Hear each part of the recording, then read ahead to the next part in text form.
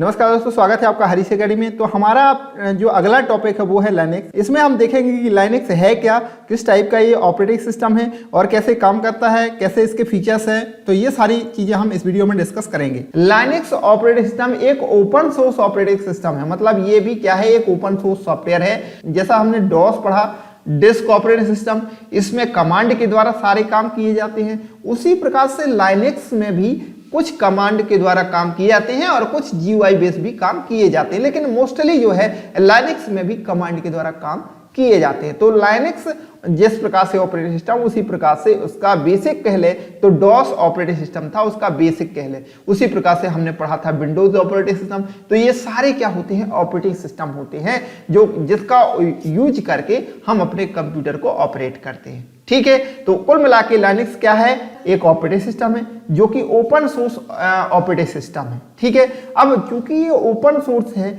तो ये बात स्वाभाविक है, हमने पहले ही कहा था कि हाई क्वालिटी का बनेगा, इसके हाई क्वालिटी होगी। इसके अलावा इसमें सिक्योरिटी भी बहुत अच्छी होगी, तो सिक्योरिटी का फीचर भी इसमें बहुत अच्छा है। लाइनेक्स को डेवलप किसने किया था? लाइनेक्स को डेवलप किया था लाइन्स टोरवर्ड ने। कब किया था? 1991 में। तो ये जरूर आप याद रखने, क्योंकि कई एग्जाम में ये पूछा जा चुका है। ठीक है, तो लाइनेक्स क्या है, एक तेजी से ग्रो होने वाले एक ऑपरेटिंग सिस्टम है जिसका उपयोग आजकल हर व्यक्ति कर रहा है। सर्वर में इसका उपयोग हो रहा है, कंप्यूटर, सुपर कंप्यूटर वगैरह में इसका उपयोग हो रहा है, राउटर में हो रहा है, कार में हो रहा है, टेलीविजन में हो रहा है, स्मार्ट वॉच में हो रहा है। आजकल तो मोबाइल में भी जो है लाइनेक्स कर्नल में इसका उपयोग किया जा रहा है। इस प्रकार से आज कह लें कि आज के समय में जो लाइनेक्स का ही युग आ गया है और इसमें लाइनेक्स का सबसे ज्यादा उपयोग किया जा रहा है। तो लाइनेक्स का ये बेसिक सा परिचय है। लाइनेक्स क्या है, एक ओपन सोर्स ऑपरेटिंग सिस्टम है। ये आप बिल्कुल समझ गए होंगे। अब हम बात करते हैं लाइनेक्स के कुछ फीचर कौन कौन से हैं। लाइनेक्स के कुछ मेन रूप से फीचर है, जैसे मल्टीटास्किंग। इसमें एक साथ एक से अधिक कार्य किए जा सकते हैं। जैसे एक मतलब ये क्या है, कमांड प्रॉम्प्ट बोलते हैं, जिसमें हम कोई भी कमांड टाइप करते हैं, जैसा मैंने डॉस में बताया था। उसी प्रकार से इसमें एक से साथ बहुत सारे जो है कमांड प्रॉम्प्ट ओपन करके एक साथ बहुत सारे कार्य को ऑपरेट किया जा सकता है। तो इस प्रकार से कहा जा सकता है कि लाइनेक्स ऑपरेटिंग सिस्टम क्या है, एक मल्टीटास्किंग ऑपरेटिंग सिस्टम है। इसके अलावा मल्टी यूजर ऑपरेटिंग सिस्टम भी है, मतलब मल्टी यूजर की फैसिलिटी भी प्रोवाइड करता है। मतलब एक साथ एक से अधिक यूजर जो है इस पे कार्य कर सकते हैं, मतलब अलग अलग यूजर से लॉगिन करके उसको काम कर सकते हैं। इसके अलावा इसमें इंटरनेट की फैसिलिटी प्रोवाइड होती है, मतलब इंटरनेट का यूज करके हम जो है इसमें काफी काम कर सकते हैं। जो हमारे काम के है वो सारे काम इसमें कर सकते हैं, इंटरनेट का यूज कर सकते हैं। इसमें सबसे इंपॉर्टेंट जो फीचर है इसका सिक्योरिटी, मतलब इसमें सबसे अच्छा जो फीचर माना जाता है लाइनेक्स में, इसका सिक्योरिटी को लेकर के माना जाता है कि इसमें सिक्योरिटी सबसे अच्छा जो 3 लेयर पे इस पे सिक्योरिटी प्रदान होती है। कौन कौन सी 3 लेयर है इसमें? सबसे पहला है इसमें लॉगिन प्रोसीजर, मतलब लॉगिन करते समय ही आपको यूजर ने पासवर्ड मांग लिया है, तो ये इसका पहला जो फीचर हो गया कि लॉगिन करते समय पासवर्ड। दूसरा फीचर कौन सा सिक्योरिटी, दूसरी सिक्योरिटी कौन सी है? दूसरी सिक्योरिटी ये है कि इसमें भाई फाइल एक्सेस परमिशन वगैरह भी सेट कर सकते हैं, तो दूसरी लेवल की सिक्योरिटी। तीसरी लेवल का है कि कोड फॉर्म में, मतलब इसको इनक्रिप्ट करके कोड फॉर्म में भी इसको परिवर्तित कर सकता है। तो जिसके पास इसका पासवर्ड होगा, जिसके पास इसकी एक्सेस होगी, वही मतलब फाइल को ओपन कर सकता है। तो लाइनेक्स में 3 लेवल पर सिक्योरिटी प्रदान की जाती है, जो इसका सबसे बड़ा जो फीचर है। ठीक है, इसके अलावा कम्युनिकेशन, लाइनेक्स के अंदर चूंकि इंटरनेट का उपयोग किया जाता है, तो हम किसी भी प्रकार से जो है कम्युनिकेशन वेब पर कर सकते हैं। इसके अलावा पोर्टेबिलिटी है, अर्थात लाइनेक्स को हम आसानी के साथ किसी भी जो सिस्टम में इंस्टॉल कर सकते हैं। ये इसका क्या है, जो पोर्टेबिलिटी का फीचर है। तो कुल मिला के लाइनेक्स के बेसिक फीचर हैं वो हमने देख लिए। तो अब हम देख लेते हैं कुछ इसका लाइनेक्स का जो स्ट्रक्चर है वो क्या होता है। तो लाइनेक्स का स्ट्रक्चर कुछ इस प्रकार से होता है। मतलब क्या होता है, लाइनेक्स किसी ना किसी हार्डवेयर में इंस्टॉल किया जाएगा, मतलब कंप्यूटर पे इंस्टॉल किया जाएगा। तो हार्डवेयर क्या कहलाते हैं ये बताने की जरूरत नहीं, आप पहले ही समझते हैं कि जिनको हम छू सकते हैं वो हार्डवेयर कहलाते हैं। और एप्लीकेशंस क्या कहलाते हैं, ये सॉफ्टवेयर कहलाते हैं। मतलब हम जिनको छू नहीं सकते वो क्या कहलाते हैं, सॉफ्टवेयर कहलाता है, या एप्लीकेशन होता है, किसी न किसी उद्देश्य के लिए बनाए जाते हैं। तो ये दो चीजें तो आप पहले ही से जानते हैं। अब रही बात सेल और कर्नल की, तो सेल आपके सामने यहाँ पर दिख रहा है। कुछ इस प्रकार से विंडो रहती है जिसमें हम अपनी कमांड जो है टाइप करते हैं, वो क्या कहलाती है, इसकी सेल्स कहलाती है। जैसे यहाँ पर मैंने लिखा जो कमांड है type pwd, type echo, type CD। तो ये जो कमांड है जहां पर हम टाइप करते हैं वो जो इंटरफेस है वो कहलाता है सेल। अब सेल भी 3 प्रकार के होते हैं। सेल कितने प्रकार के होते हैं? 3 प्रकार के होते हैं। एक तो होता है C सेल, मतलब जब हम इसको ओपन करते हैं तो यहाँ पर जो ये डॉलर दिख रहा है ना, यहाँ पर C दिखने लगता है, तो इसको कहते हैं C सेल, है ना। इसमें कई जगह परसेंटेज भी दिखता है, तो ये कहलाते हैं C सेल कहलाते हैं, जिसमें अलग अलग प्रकार से काम किए जाते हैं। इसके अलावा जो डॉलर दिख रहा है आपका, इसको बोलते हैं आपका BORM, बॉर्म सेल। क्या बोलते हैं? बॉर्म सेल बोलते हैं। मतलब ऐसा सेल जिसमें डॉलर साइन का यूज किया जाता है वो कहलाता है बॉर्म सेल। बॉर्म सेल का उपयोग सबसे ज्यादा जो है लाइनक्स में किया जाता है। इसके अलावा एक और तीसरा होता है आपका corm cell, KORM, corm cell. Corm cell का जब हम उपयोग करेंगे तो इसमें हैश टैग का यूज किया जाता है, जहां पर ये डॉलर साइन है। ये डॉलर साइन के स्थान पर क्या किया जाता है? हैश टैग का उपयोग किया जाता है। इसका उपयोग विशेष कार्यों के लिए किया जाता है। तो कुल मिला के सेल कितने प्रकार के हैं? 3 प्रकार के। एक तो C सेल, दूसरा है बॉर्म सेल और तीसरा है कॉर्म सेल। तो ये 3 प्रकार के सेल का उपयोग किया जाता है। अगर एग्जाम में आ जाए इनमें से कौन सा जो है सेल नहीं है, तो उसमें आपका 3 ऑप्शन ये रहेंगे और एक चौथा दूसरा ऑप्शन दिया जाएगा, तो वो जो आपका नहीं मान। कुल मिला के ये सेल से संबंधित अगर क्वेश्चन आता है तो आपको समझ में आ जाएगा। इसके बाद हम जो बात करने वाले हैं, सबसे इंपॉर्टेंट जो लाइनक्स का हार्ट कहा जाए होता है क्या? कर्नेल। तो कर्नेल क्या होता है? ये लाइनक्स का हार्ट माना जाता है। मतलब अगर जितने भी, या एक दूसरे शब्दों में हम कह लें तो लाइनक्स ही जो है, लाइनक्स को ही कर्नेल कहा जाता है। तो कोई कर्नेल, तो लाइनक्स को ही कर्नेल कहा जाता है, तो कोई बुरी बात नहीं होगी। मतलब लाइनक्स के जितने भी काम होते हैं वो किसके द्वारा किए जाते हैं? कर्नेल के द्वारा किए जाते हैं। जैसे कि अगर हम कह लें कि लाइनक्स की जो समस्त प्रोसेस को मैनेजमेंट करने का काम किसके द्वारा किया जाता है? कर्नेल के द्वारा। अगर हम कह रहे हैं इसकी मेमोरी को मैनेजमेंट करने का काम किसके द्वारा किया जाता है? कर्नेल के द्वारा। अगर हम कहें कि जितने भी इनपुट डिवाइस होती हैं और आउटपुट डिवाइस होती हैं उनको मैनेजमेंट करने का काम किसके द्वारा किया जाता है? कर्नेल के द्वारा। इस प्रकार से अगर हम कहें कि सेकेंडरी स्टोरेज डिवाइस को मैनेज करने का काम भी किसके द्वारा किया जाता है? कर्नेल का। मतलब जितने भी जो काम होते हैं लाइनक्स के अंतर्गत, सभी प्रोसेस को मैनेजमेंट करने का काम किसके द्वारा किया जाता है? कर्नेल के द्वारा किया जाता है। तो ये बहुत ही इंपॉर्टेंट जो पार्ट होता है कर्नेल जो है लाइनक्स का। इसके बाद नेटवर्क को भी मैनेजमेंट करने का काम किया जाता है। तो ये जितने भी काम जो लाइनक्स के अंतर्गत होते हैं वो सारे काम किसके द्वारा? कर्नेल के द्वारा किए जाते हैं।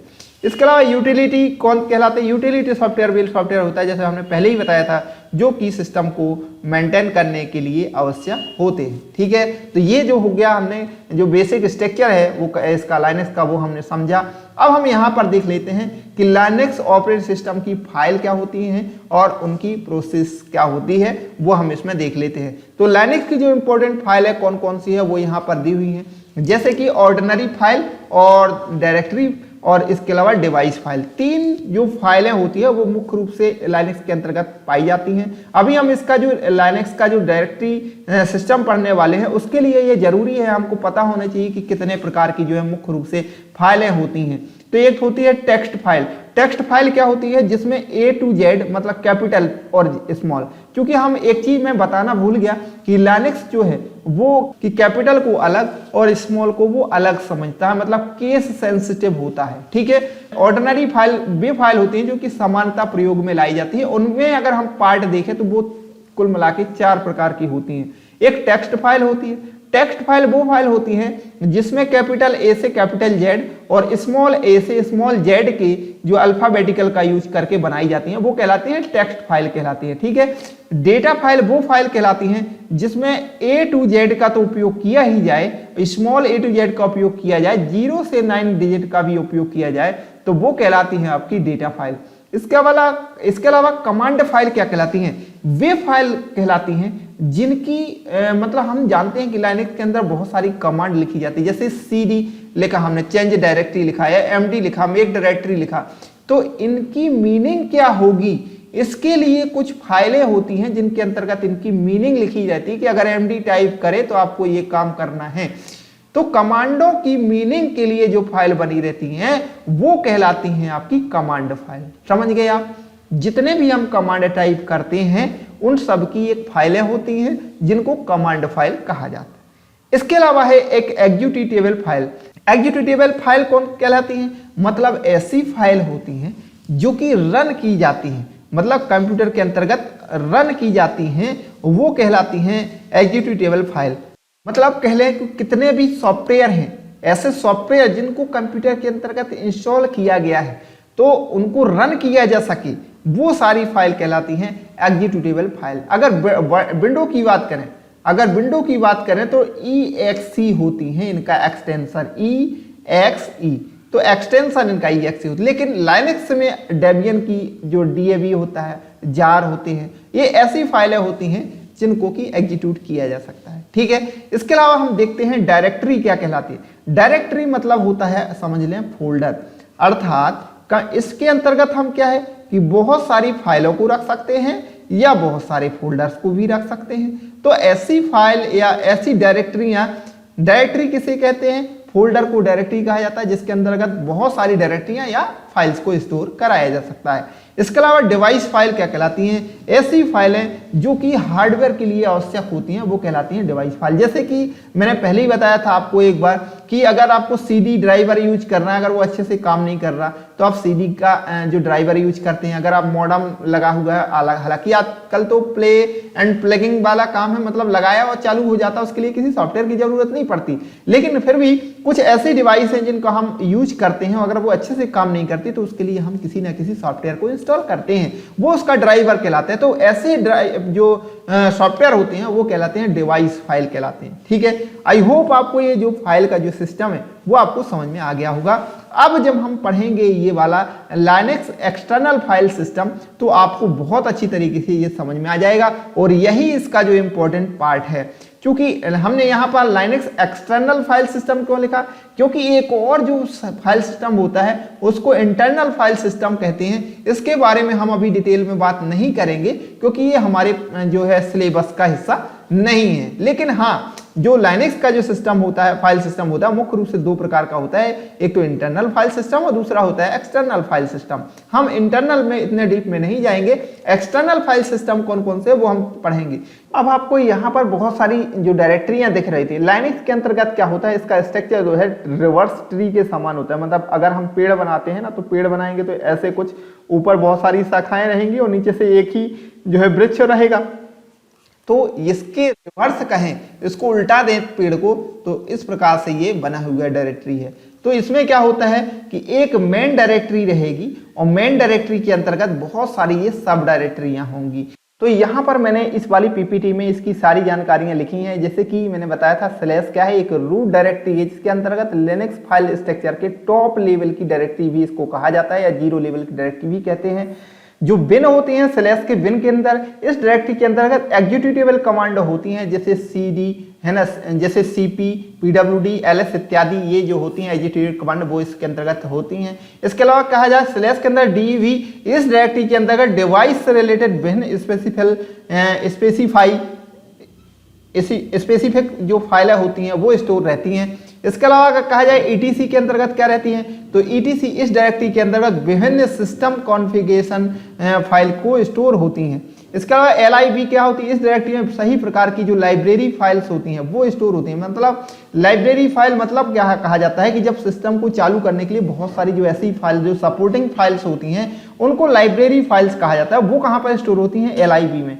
इसके अलावा MNT में क्या होता है, इस डायरेक्टरी में डिवाइस को माउंट कराने के लिए जो फाइलें होती हैं वो यहाँ पर स्टोर होती हैं। रूट डायरेक्टरी, इस लिनक्स में रूट यूजर की होम डायरेक्टरी होती है जिसमें रूट यूजर के डॉक्यूमेंट और फाइल स्टोर होती हैं। और इसके अलावा SBIN इस डायरेक्टरी के अंतर्गत सिस्टम की जो बाइनरी फाइलें होती हैं वो स्टोर होती हैं। इसके अलावा PR इस डायरेक्टरी के अंदर लाइनक्स कर्नल की भी लाइव सिस्टम इस फाइल जो होती हैं वो स्टोर होती हैं। इसके अलावा यूजर होते हैं इस डायरेक्टरी के अंतर्गत विन डायरेक्टरी के समान एग्जीक्यूटिव फाइल और कमांड होते हैं। इसके अलावा होते हैं BWT बूट, इस डायरेक्टरी के अंतर्गत लिनक्स को बूट करने वाली जो फाइलें होती हैं वो स्टोर होती हैं। और ये लास्ट होता है कर्नल, मतलब इस डायरेक्टरी के अंदर कर्नल की जो फाइलें होती हैं वो स्टोर होती हैं। तो इस प्रकार से ये जो इंपॉर्टेंट फाइल्स डायरेक्टरियां हैं, तो ये बहुत ही इंपॉर्टेंट डायरेक्टरियां हैं जिसके अंतर्गत हम काम करते हैं, वो यहाँ पर रहती हैं। ठीक है, तो आई होप आपको ये चीजें जो है समझ में आ गई होंगी। अब ये इसके बाद हम कुछ महत्वपूर्ण लाइनेक्स के जो कमांड हैं वो डिस्कस करेंगे, ऐसे कौन कौन से कमांड हैं जिनका जनरली उपयोग किया जाता है। अब हम देख लेते हैं कुछ महत्वपूर्ण कमांड जो कि लाइनेक्स के अंतर्गत यूज की जाती हैं। इन लाइनेक्स की कमांड के बारे में मैंने एक पीडीएफ बना दी है, ये डिस्क्रिप्शन में आपको पीडीएफ मिल जाएगी, आप इसको डाउनलोड कर लें, प्रिंट करा लें और इसको जरूर पढ़ लें, क्योंकि ये इंपॉर्टेंट ऐसी कमांडें हैं जो कि एग्जाम में पूछने की संभावना है। जैसे कि पीडब्ल्यूडी का मतलब क्या होता है, प्रेजेंट वर्किंग डायरेक्टरी, और इससे क्या है वर्तमान में जहां पर हम कार्य कर रहे हैं उससे संबंधित जानकारी मिलती है। इसको सिर्फ आपको कमांड प्रॉम्प्ट में पीडब्ल्यूडी लिख देना है तो पाथ जो है डिस्प्ले हो जाएगा। MKDI मेक डायरेक्टरी इसका फुल फॉर्म होता है, मतलब डायरेक्टरी को बनाने के लिए किया जाता है, जैसा मैंने डॉस में बताया था। उसी प्रकार से RMDIR मतलब रिमूव डायरेक्टरी, मतलब अगर किसी भी डायरेक्टरी को बना है उसको हटाने के लिए, डिलीट करने के लिए RM डायरेक्टरी का उपयोग किया जाता है। इसको चलाना कैसे है, इसका सिंटैक्स है RM डायरेक्टरी लिखो, डायरेक्टरी का नाम जिसको हम डिलीट करना चाहते हैं वो डिलीट हो जाएगी। LS कमांड, इसका कमांड का उपयोग क्या है, लिस्ट को देखने के लिए किया जाता है। इसमें बहुत सारी जो फाइल्स हैं या डायरेक्टरियां वो सारी इसमें डिस्प्ले हो जाएंगी। इसके अलावा CD कमांड का उपयोग क्या है कि इस चेंज डायरेक्टरी इसका फुल फॉर्म है। इस कमांड का इस्तेमाल वर्तमान में डायरेक्टरी बदलने के लिए इसका उपयोग किया जाता है, जैसे CD और डायरेक्टरी नेम लिख देंगे। टच कमांड, इस कमांड का प्रयोग एम्प्टी फाइल को क्रिएट करने के लिए किया जाता है, या कह लें कि इसमें जो सिंटैक्स रहता है टच लिखेंगे और फाइल का नेम लिख देंगे। इस प्रकार से कैट कमांड का भी क्या उपयोग होता है, कैट कमांड का भी उपयोग फाइल को बनाने के लिए किया जाता है, फाइल में मौजूदा कंटेंट को डिस्प्ले करने और फाइल को कंटेंट को कॉपी करने के लिए इसका उपयोग किया जाता है। इसको कैट लिखना है, ऑप्शन लिख देना, फाइल का नाम लिख देना है। तो इस प्रकार से ये जो है उपयोग इसका करना है। अब आगे देख लेते हैं, अगला है RM कमांड। RM का मतलब रिमूव कमांड। इस कमांड का इस्तेमाल फाइल को रिमूव करने के लिए किया जाता है। देखो, RD कमांड का उपयोग रिमूव डायरेक्टरी, RM कमांड का उपयोग फाइल को डिलीट करने के लिए मैंने पहले ही बताया था। इसके अलावा CP कमांड का उपयोग, CP कमांड का उपयोग जो है फाइल और डायरेक्टरी को कॉपी करने के लिए किया जाता है। CP लिखना है और जो फाइल है जिसको आपको बदलना है और नया फाइल नेम देना है, तो इस फाइल का जो मैटर है पूरा इस वाली फाइल पे जो है कॉपी हो जाएगा। इसके अलावा MV कमांड, इस कमांड का उपयोग किसी फाइल या डायरेक्टरी को दूसरे स्तर पर ले जाने के लिए, मूव कराने के लिए किया जाता है। यहाँ आपको MV लिखना है, जहां से आपको फाइल को ले जाना है वहां उस डायरेक्टरी पर आपको उस पाथ दे देना है और आपका ये जो है मूव हो जाएगी। रीनेम कमांड, इसका उपयोग कमांड को रीनेम करने के लिए, फाइल कंटेंट को डिस्प्ले करने के लिए किया जाता है। हेड कमांड का उपयोग, ठीक है। इसके अलावा है टेल कमांड। टेल कमांड का उपयोग भी जो है हेड कमांड की तरह ही किया जाता है, परंतु इसका इस्तेमाल एरर मैसेज को डिस्प्ले करने के लिए भी किया जाता है। इसके बाद टेक कमांड होगी, मोर कमांड हो गई, लेस कमांड हो गई। ये सारी कमांडें बहुत ही इंपॉर्टेंट है, कम से कम इतना तो आप पढ़ लें इसमें कि किसका उपयोग किसके लिए किया जाता है। तो इसका जो PDF है मैं डिस्क्रिप्शन में दे दूंगा, उसको आप बहुत अच्छे से आराम से इसको पढ़ लो हैं, तो आपको जो है बहुत ही काम आने वाला है। वीडियो लंबा हो रहा है इसलिए मैं इन सबको केवल पढ़ नहीं रहा, आप इसको PDF को डाउनलोड कर लें और ये सारी चीजें जो 50 कमांडें हैं दी हैं 49, वो आपके काफी काम की हो सकती हैं। थैंक यू दोस्तों, मिलते हैं अगले वीडियो में, तब तक के लिए नमस्कार।